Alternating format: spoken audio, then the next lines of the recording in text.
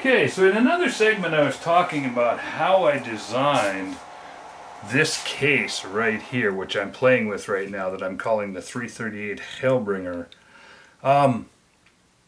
It's funny because I set out with the best of plans. I'm going to document and it's going to go click, click, click. I've done this so many times I'm not going to run into any problems, and that just never happens.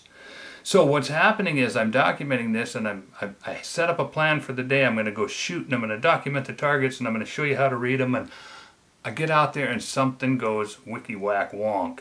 And that's exactly what happened today.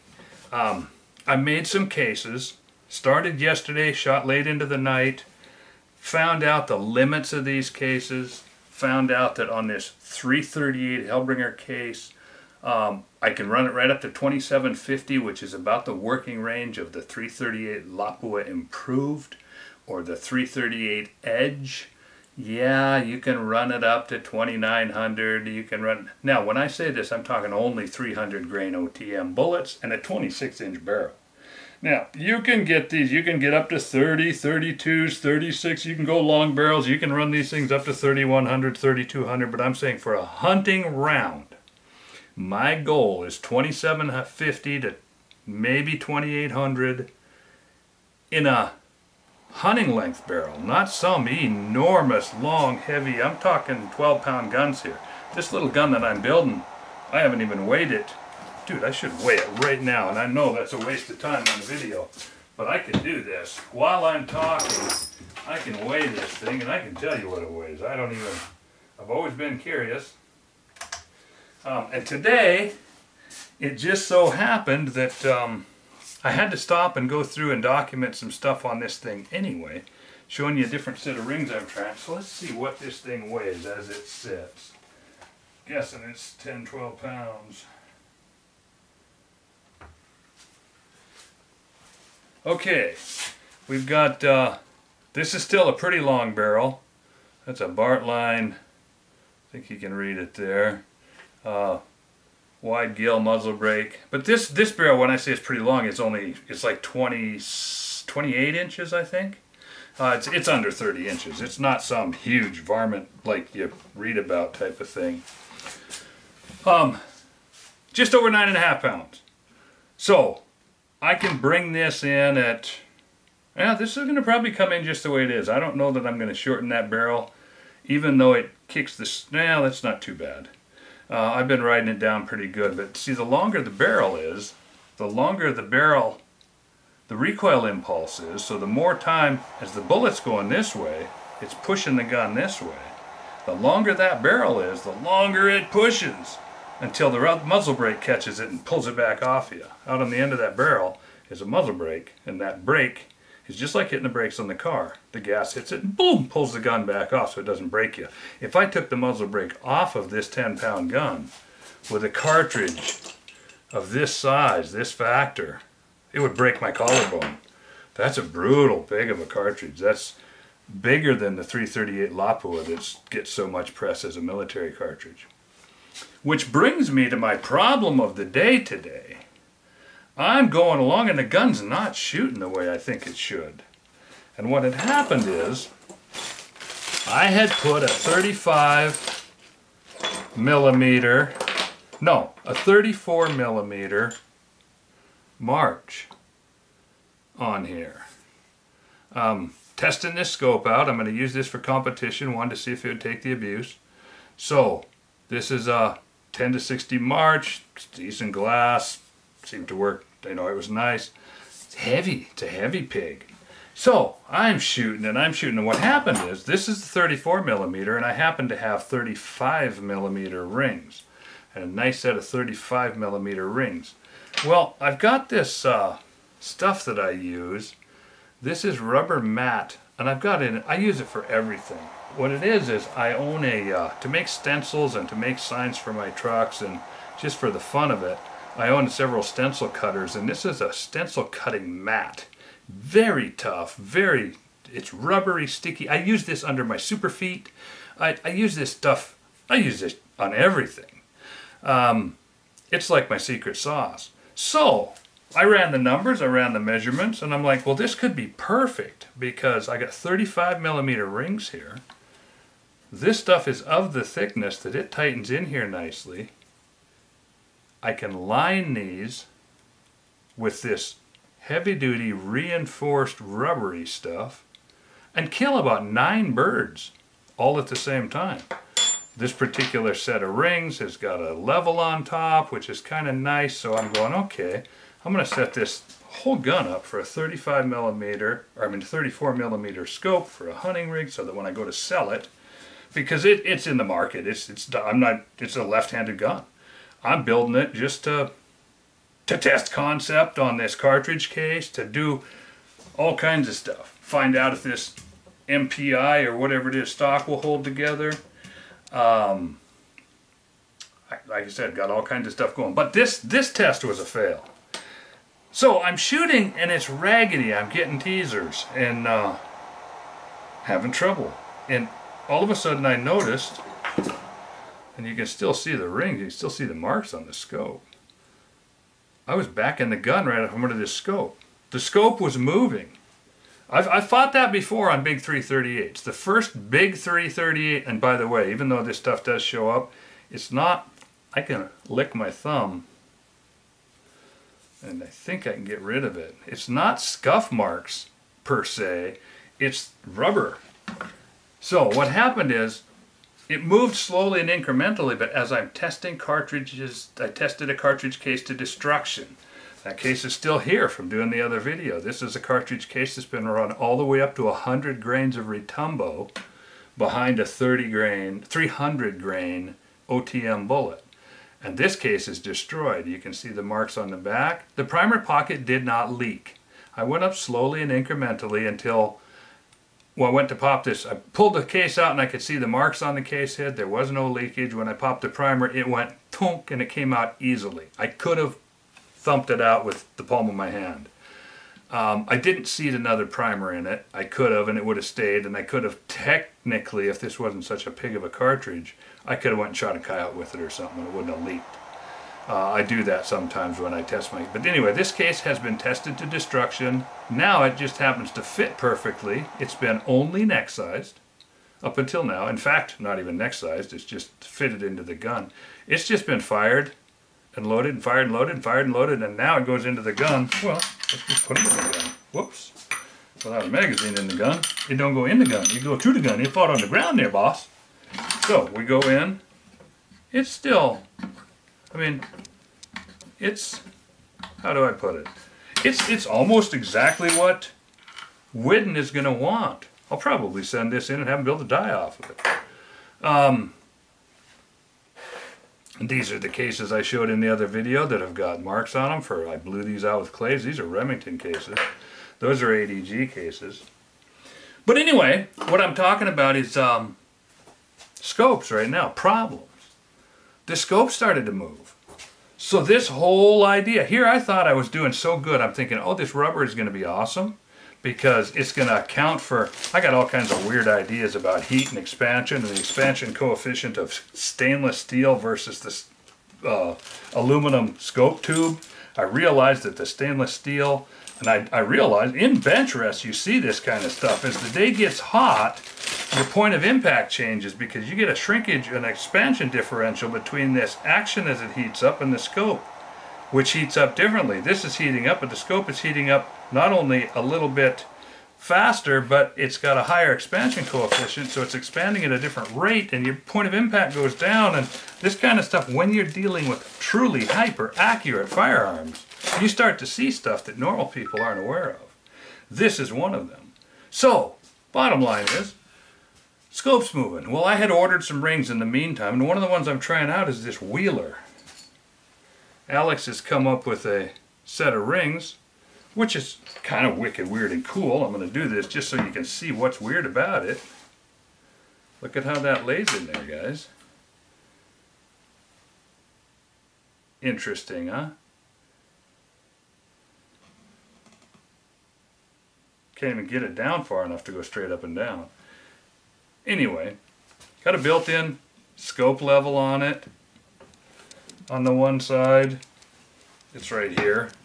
And this is not a review of Alex Wheeler's new scope ring. I try stuff out when it comes out just to What I wanted to find out is how straight are they. This is a straight one setup action with a straight one setup Picatinny rail, billet machined, pinned, pretty straight rail. It could be argued that milled integral is straighter, but milling integrally has its own set of problems, so suffice it to say nothing in this world is straight and nothing stays straight. So this is pretty straight. I threw these rings on it because, as a matter of course, I always lap. I figured, well, I'll see how these lap in, I'll see how they line out. Well, let's just roll through here. I'm going to bring that camera up just a little bit so that you can get maybe better light on it. But as you can see, they're good.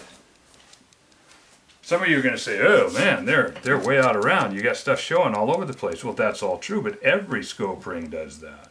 You'll notice that over here, there's some screw holes right in this area. And there's some screw holes right in this area. The screw holes on this one took a ton of lapping compound. The screw holes over here. Now, I can see this, but you can't. The anodizing has been touched everywhere in here. Everywhere is roughed up. This has been completely lapped. It went completely through the anodizing on a couple of points here.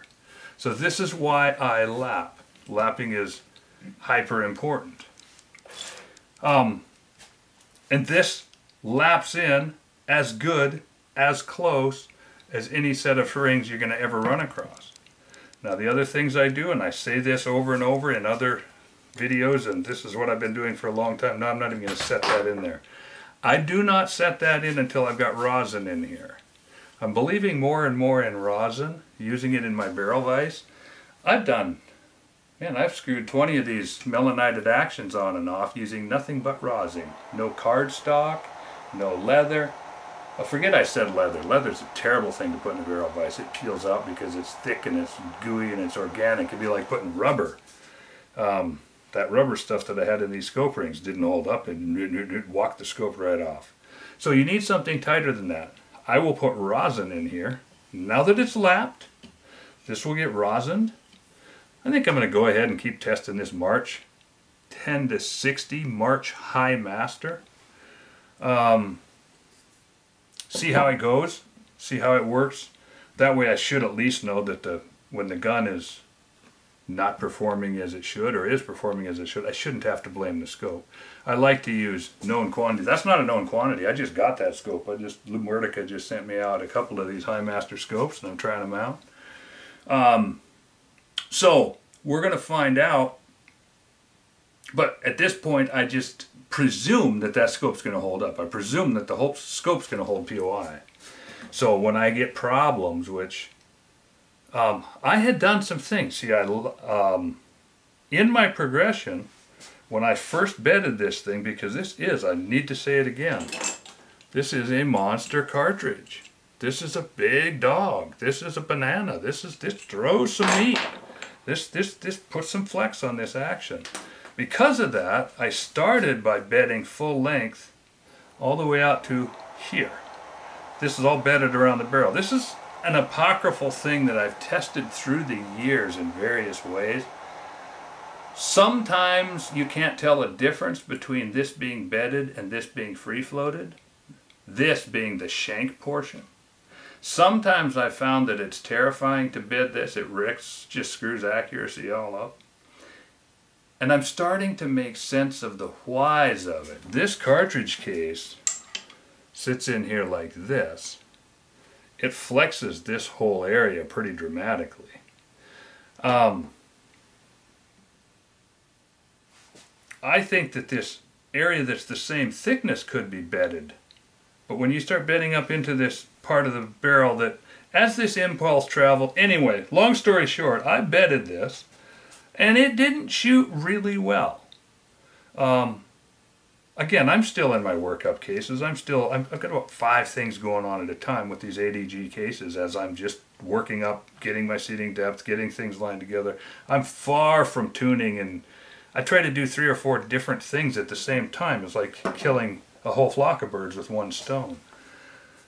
So where this gun got to is I got this all ripped out now and free floated. I'm of the opinion that on a high recoil impulse gun, you don't ever want this. I've never found one of these where bedding the barrel works better. On bench rest, PPC, up to and including the 6x47 that I use at 600 yards, having a section of this bedded hasn't always shown itself to be deleterious. And right now I got a bunch of work going where I'm trying to use this area right in here and free float my tangs. Because I'm trying to make repeater actions. Remember, this is a repeater action. Big old wide open bottom. Stick my fingers, stick my whole hand in here. Okay? This is a flex point. This is weak. A bench rest action is solid underneath. It's a big, heavy canoe.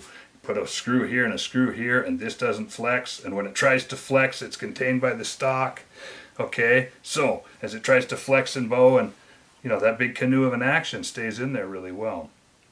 This, on the other hand, doesn't have that. So I'm trying to work with this, but just as that scope started to slip, the next testing that I'm going to do, maybe I will still get to show you some. I'm not going to bore you with having you, even though I have a live camera set up and I can let you watch me shoot. Shooting is always one of those things that I look up and 3 or 4 hours have gone by. Well, I'm not going to keep swapping cameras in 20-minute segments, and you're certainly not going to sit there and watch me go bangity bang. Watching this thing about takes my feet off the floor.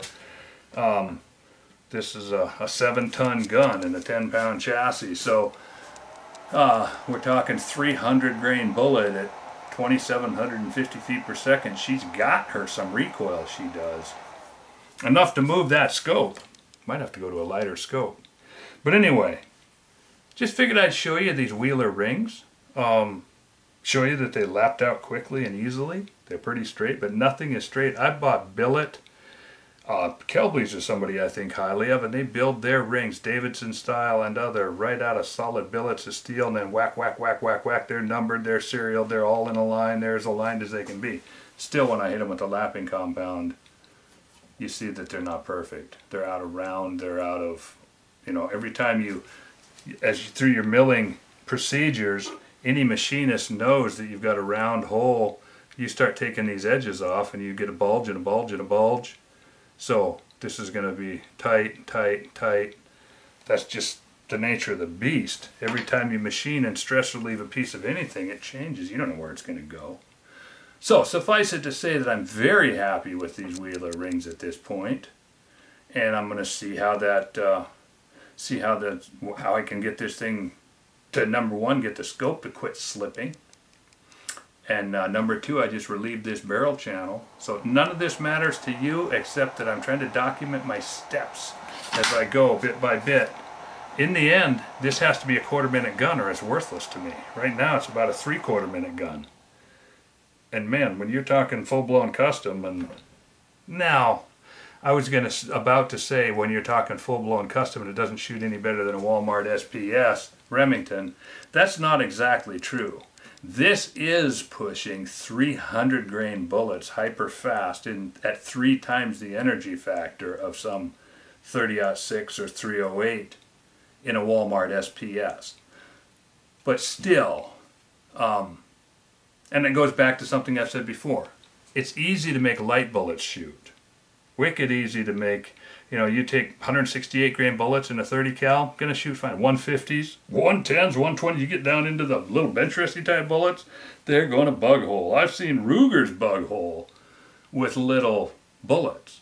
But you get up into the big bad flexors like this guy, 300, and when I say shoots like a Walmart SPS Remington, that doesn't necessarily mean that that's bad. Most of these guns out there, when you get down to it, in fact, that's why I have my cool range out here, and that's why I've had a $1,000 bet on the internet for so many years, because there's plenty of people out there that are building big old guns, and when you go to group them at 100 yards, they shoot 1-inch groups, and they say, well, that's not a problem. See, the thing is, that big old VLD bullet right there, it hadn't gone to sleep yet. It's going through the air like this right here, and at 100 yards, it's making a big group, and it gets tighter and tighter, and by the time it gets to 600, it's shooting 1/4 minute of angle. A lot of guns in the world being sold that way, and that is, by the way, absolute and total BS. If it doesn't shoot dots at 100, it's not going to shoot for squat at 1,000.